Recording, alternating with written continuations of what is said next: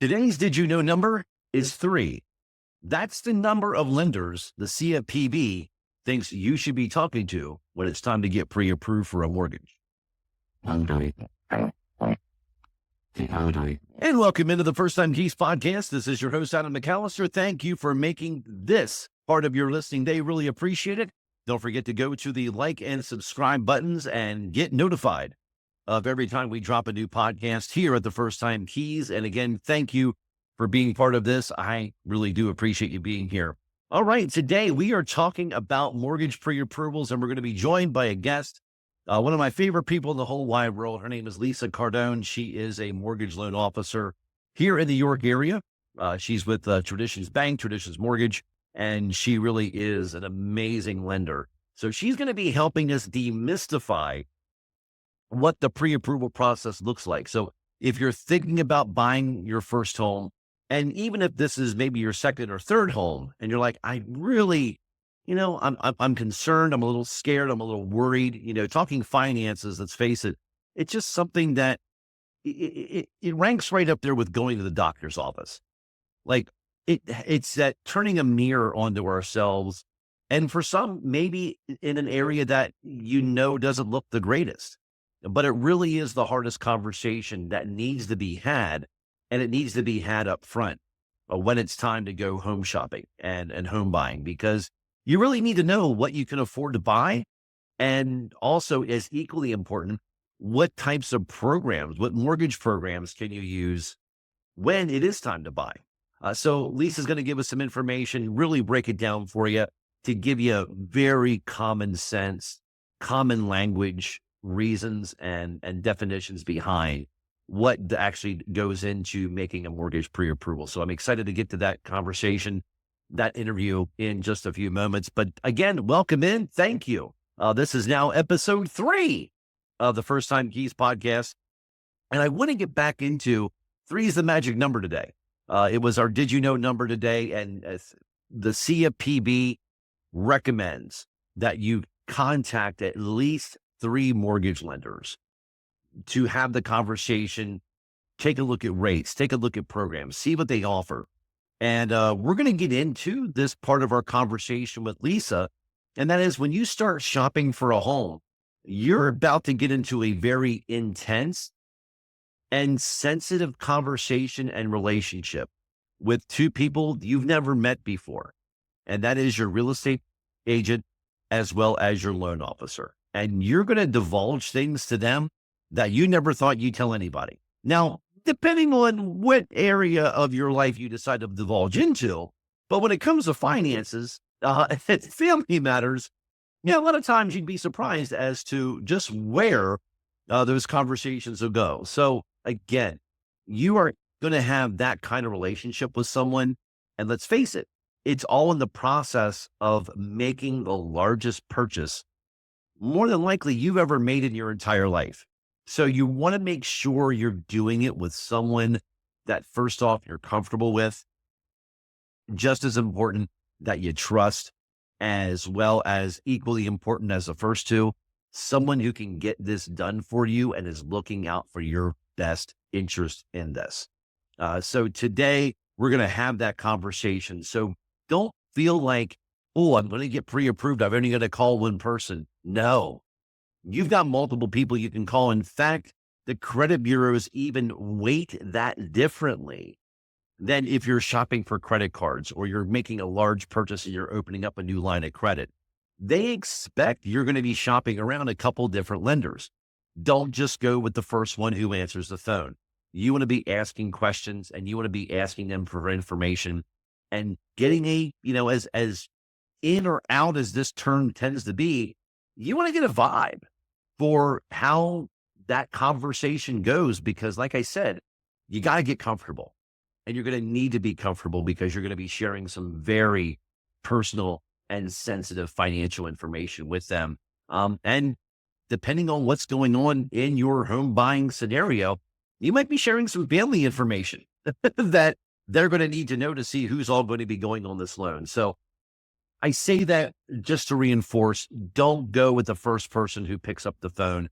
Have some of those conversations, interview different lenders. After all, they're working for you. Their entire job is to make sure they're able to get you where you want to be and where you need to be. And that's in that new home. And along the way, they're going to be asking you some difficult questions. And you're going to have to ask them some difficult questions as well to make sure they're the right choice for you. So again, get out there, interview some folks, find out who are the people you want on your home buying team and who's really going to be looking out for your best interest. And that's what we're talking about today. Coming up here on the First Time Keys podcast, it is our interview with Lisa Cardone. Thanks for tuning in. This is the First Time Keys podcast. Welcome back into the First Time Keys podcast. Your host, Adam McAllister, and I'm excited to bring you this interview. More importantly, this conversation. She is one of my most trusted mortgage advisors here within our area. Of course, I am talking about our guest today. She is Lisa Cardone. She's with Traditions Mortgage. She's been a local loan officer and mortgage officer for 10 years. And Lisa, thank you for joining us today. Good morning. Thank you for having me. Absolutely. So I wanted to have this conversation with you today as we're beginning to tackle what it looks like to become a first-time home buyer. And you, of course, very experienced when it comes to working with a lot of first-time home buyers and demystifying that pre-approval process. So I wanted to start there. Somebody's thinking about buying a home. They need to get pre-approved. And obviously, it's a whole lot more fun to be looking at homes, but pre-approval is really where people should start, in my mind. What is your opinion on that? Absolutely. Pre-approval is going to be the first process, and it doesn't have to be scary. I know it can seem like it's a scary thing to do, but finding that trusted lender is so important. Someone you're comfortable with. They're going to ask you a lot of questions, and that definitely is the first step. So you know what you're looking at. Truly, finding out how much you're approved for, what purchase price range that you could be looking in. So then your lender can work with your realtor too and help, help them as they're trying to help you find the right home. And beyond just the budget amount or what that hard number looks like as a max, because I think one of the things folks will see is like they may see, oh, we're pre-approved for 350,000. So we can max that out to 350. And really, where should most folks be in that purchase range from that pre-approval number? Yeah, because, taxes can be different they are different on every property. So, you want to find out, and hopefully your lender is going to be honest with you. Like, here's the absolute max, and you want to stay, in this range. Try to give that range of, where they want to look, that final number and under, to give a little bit of room, for differences. Taxes, some properties might have an HOA with it that you need to factor into that debt to income ratio. So that can change things too. And again, finding hopefully that, the lender has that relationship also too with your realtor to discuss those things and go back and forth when you find those properties that you're interested in, and be able to provide those estimates, for those properties. Especially sometimes you might find something a little bit higher, just not sure. It's always a good time to go back to your lender and just ask them, what you might qualify for, with that. So you always want to I know as a lender, like leave a little buffer, at the max, just for those differences. Yeah, it definitely hurts not to use up all that available money and just completely max it out. So in Right. addition to the amount that they're pre-approved for, what's the other key metric that pre-approval does as far as mortgage programs? So, mortgage programs, if there is a program, maybe there's some assistance that the borrower might need to help with down payment and closing costs. The lender should be, putting that on the pre-approval letter. So it's knowledge to the seller and the seller's agent as well that here's the program they're, approved for, and there might be some guidelines that go with that program that is important to know when they're accepting that offer. So on that pre-approval letter is going to state, what are the contingencies that pre-approval is based on, how long it's good for, do they have to sell a home first? Do they have to, is there something specific that they need to do? It's going to be on there that it's an open book to the seller, that they know what offer they're accepting and what program that they're going to be. Is it a conventional mortgage? Is it FHA, a VA? Because those all have different guidelines, and it's honestly honesty, to the sellers. Yeah, I think that's one of the biggest pieces that gets misconceived when people get a pre-approval. They're like, "Oh, we've got a pre-approval," and then it's like, "But what kind of mortgage?" Because not every home is going to qualify for every different mortgage program because of what you said with the guidelines. Because at the end of the day, the home has to, if they're getting a mortgage on it, the home has to appraise, one, for value, and two, for the conditions of that type of loan. So because they have an FHA pre-approval, doesn't mean they can just go out and buy any house. FHA has specific guidelines for which they will lend on. Um, are are you comfortable with giving some of those guidelines or some of the generals? As far as let's say a conventional mortgage, minimum down payment on a conventional mortgage for a first time home buyer, you can go down 3% on a conventional mortgage. FHA would be 3.5%, VA 0% down, USDA 0% down. Those are some of the minimums as far as down payment. As far as there are some differences when the appraisal is done. Um, a little bit more in depth, I want to say, on some of the government programs versus a conventional program. Very important. Also, too, another thing is if there's manufactured homes, if they are older than 1976, that's a difference, because that can't go as a regular mortgage. It might have to go as a portfolio mortgage. So those sort of things is what um, can be uncovered by the lender, as you're on your property search, so they know what programs to guide you into. And to simplify that, Lisa, what is a portfolio loan? So a portfolio loan is a loan that would be kept in-house with the lender. It's not conforming to the normal, conforming guidelines as far as Fannie Mae and Freddie Mac. So it has different guidelines to go with it. Those properties that it's just something unique that they can't go as a conforming mortgage. Yeah, and I mean, in the area that we live, we have a lot of non-conforming properties just because of the age of the area that we live in. I mean, Mhm. we have homes that date back into the late 1700s, and building codes, permitting, and all that has either gone from non-existent to changing rapidly. And depending on when that home was put there, it could be under different rules, and the way that we underwrite mortgages now in 2025 was not the way that they were underwritten, you know, in 1945 when maybe that house was built. I I learned years ago that there is such a thing as a conforming and legal outhouse and an illegal outhouse in our area. So you never know what you're going to come up against when you're out shopping for homes. Very I, true. yeah, I want to kind of take it back to basics. Sure. I don't want to get too far down the rabbit hole.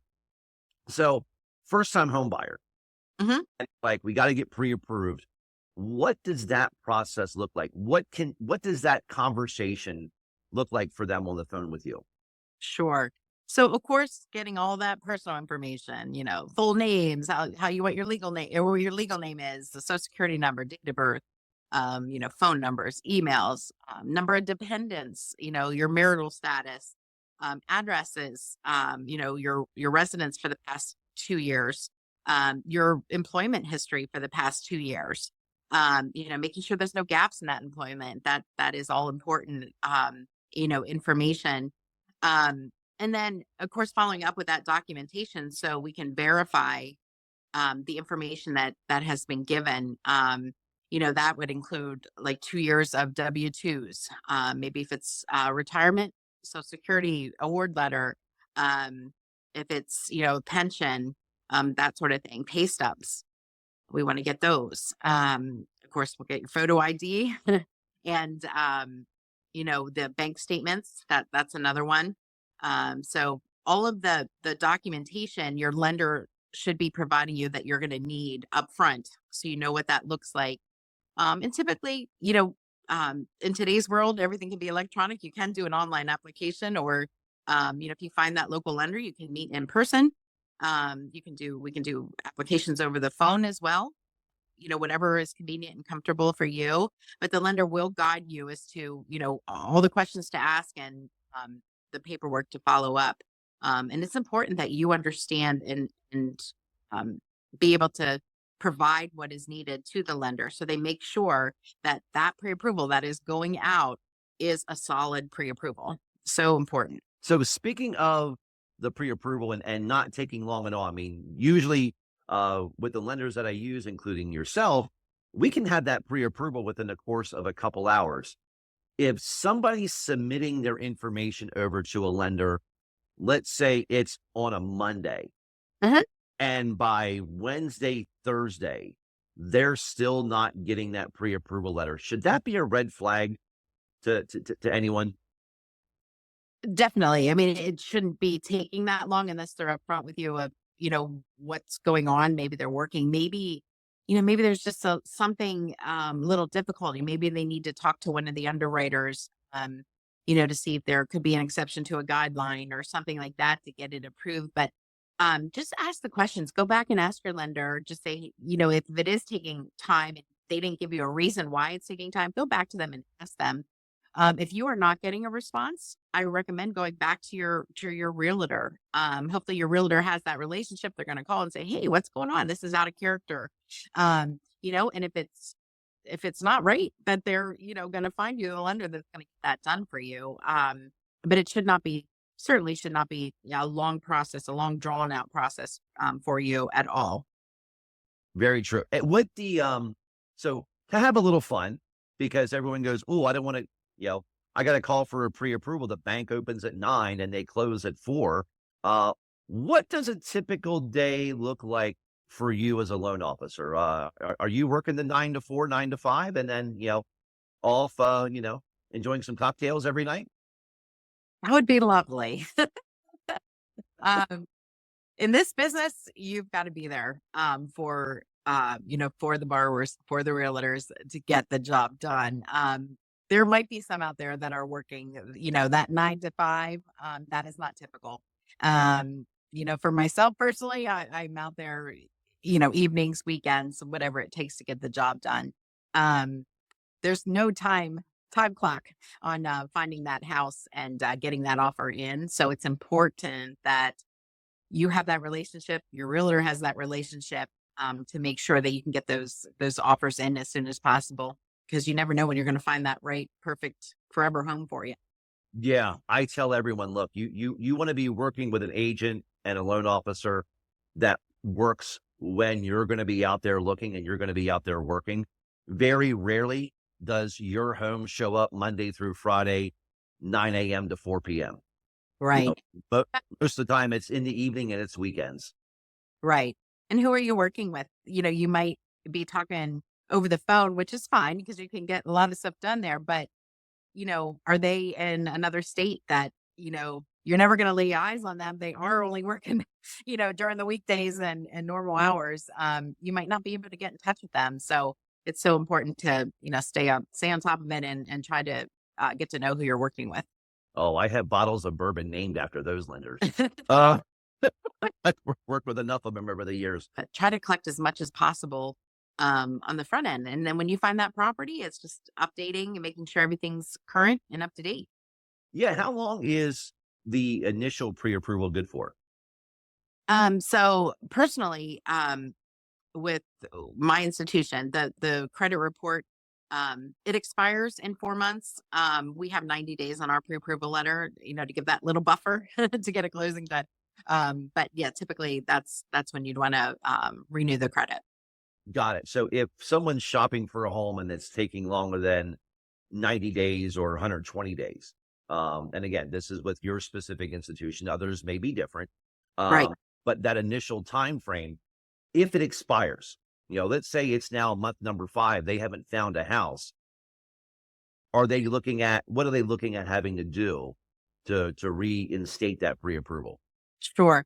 The good thing is, I always tell them too, keep me informed because it may not happen tomorrow. It might be a little bit. Um, any change with employment, any change with marital status, any, maybe you get a increase in pay, a promotion, that sort of thing. So important to keep the lender also, too, if you're going to make a large purchase, we need to know that. That's going to change things a little bit. So, again, building that relationship from the beginning is key. With your lender and with the lender building it with the home buyer as well. So you can stay in communication during this pre-approval process while you're shopping, which, like I said, the time can vary. Um, so it's a matter of just providing updated documentation, to keep the file current. And we'll make sure of that when you find a home that we have all current documentation as well. Yeah, keeping that documentation that you have. I mean, the thing I'll always tell folks is once you get that list of documents, save it in your computer as a PDF. That way you can just quickly scan or click and attach a link to an email to send over to the mortgage officer just to shorten and make that process easier because there's times you're going to be asked for the same document multiple times. So you just want to have it handy so you can just kind of do a click and boom, send, and it's done. Right. I remember back when I bought my first home, I would remember faxing information multiple times, and that was a pain. Uh, It's so, bad. yes, the good old faxes. Yeah, Wow. for those of us old timers, and you remember, Yeah. Pepperidge Farm remembers. All right, so Or you get that secured link and just upload the documents. That's the safest, easiest way to get the documentation, to the lender. yeah, and you also know your documents are safe being shared that way, so that's Yeah, great. All absolutely. right, starting the first time home buyer process, the Mhm. question always, a couple questions always is, what's my credit score? What's the credit score I need to be able to approve for a house? So what does that magical number, caveat numbers, looks like? Because it can be different. It can be different, absolutely. And so when credit is pulled for a mortgage application, we do need to pull from 3 credit bureaus, and it is from the credit bureaus. So um, you want to find out from your lender what the minimum credit score is. Investors will accept different credit scores. I know at my particular institution, we can go down to a 580. Sometimes when you're a little bit lower, you may have to put more money down. You might have to have more reserves, which would be, reserves are having months of payments put back for your principal, interest, taxes, and insurance in the account after you close, and your checking or savings account. So that does depend. So it's not cookie cutter. That you're going to work with that lender. They're going to tell you what you could do. Doesn't mean that, hey, I'm a 580, I can get a mortgage. There's circumstances. It might be, might be something in the credit. Also, too, your lender hopefully can work with you and tell you if they can't get it this time, that they might be able to help you, guide you as to what maybe steps you can do to get that higher to qualify, even maybe for a different program, to help you as well. But credit a lot of times from online sources, and everybody has access to those, maybe through your credit card company or just going online. The scores do often come back different from what the lender is actually pulling. There's different algorithms that are used for some of those online sources, which we do see a lot of variances in the credit score. So, like I said, very important that you're working with that lender and there's open communication there regarding the credit, that they can help you with that and tell you what programs you qualify for based on what your credit score is. So Yeah. you don't, And we've had this conversation with folks over the years where they've gone online or they're using an app right. that has credit in the name, and they're like, wait a minute, my that score says it's 60, 70, 100 points higher. But when I called the mortgage company, they're like, I don't qualify. They've got to be wrong. And it's a difficult conversation because someone's geared up that they think they're ready to buy a house because of some misleading information that they're getting from some of these online apps. And unfortunately, if you look at the fine print, most of those apps, they're getting you to sign up to be able to send you advertising and marketing information and to get your information to send to marketing and advertising companies. They're not necessarily there to be monitoring your credit. they might be getting some scores from different places, but that's not really their goal of those apps. Right. Right. We have to use the middle score. So we do pull all three credit bureaus and we have to use the median score. So the middle score, of that. And a lot of times people don't realize too, you might have one borrower that has a very high credit score and the other one might be lower. We do have to price and go off of the score that is lowest. So both credit scores do have to qualify if you have joint borrowers. Good information to know.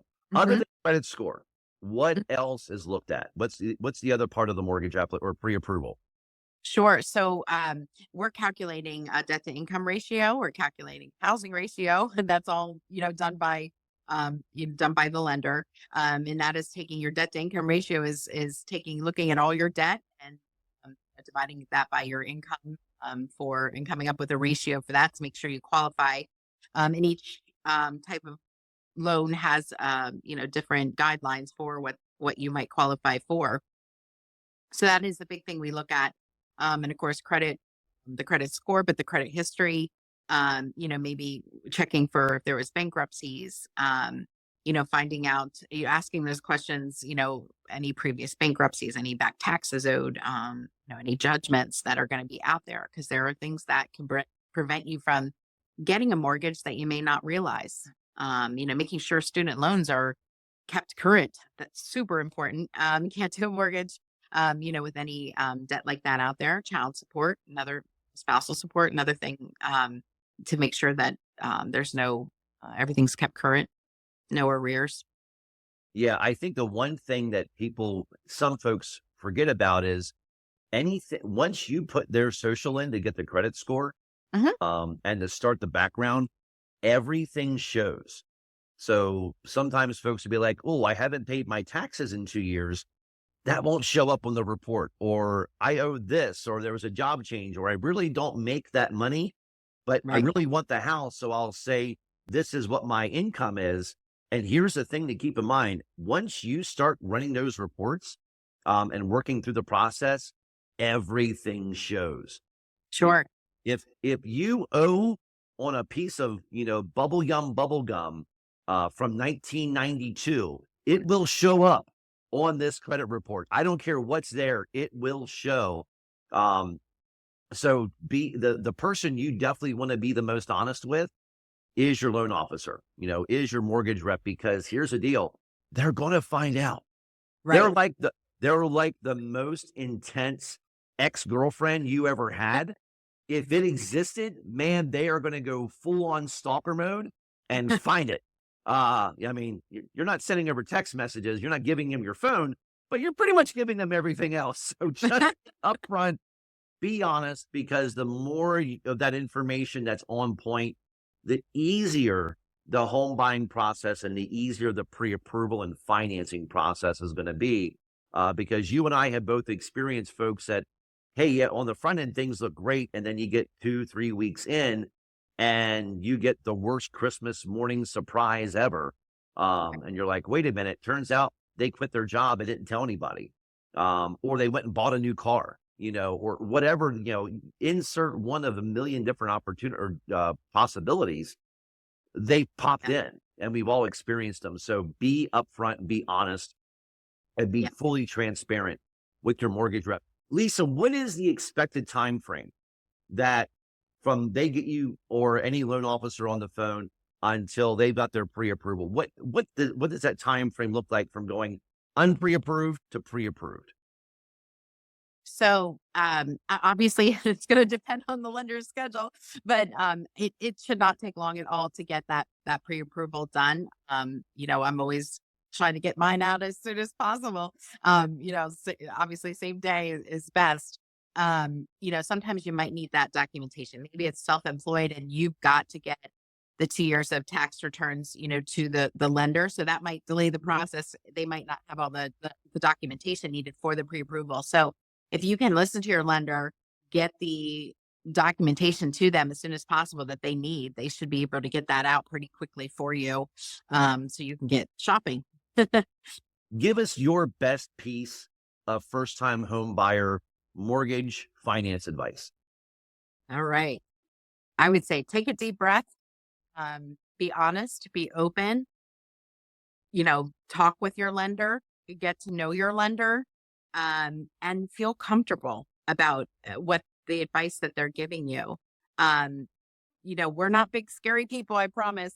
We're here every step of the way. We want to see you get in that home just as much as you want to get in that home. So we're here every step of the way, to make that happen. So, just provide what is asked. There's a reason for, why documentation is needed.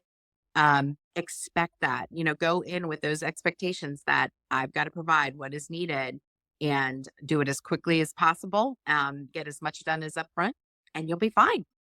Yeah, I say real estate is that most intimate, sensitive, personalized relationship you're going to have with two strangers ever in your life, between your realtor and your loan officer. They're going to know almost everything about you. So get comfortable and get comfortable with somebody that you can get comfortable with. Absolutely. So Yep. interview. I All know. right. So if folks want to get a hold of you to get to get the ball rolling, what's the best way that they would want to get a hold of you?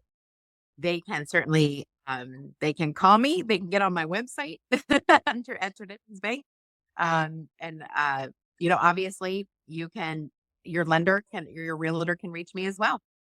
Absolutely. We'll give you Lisa's contact information down in the show notes and down in the comments.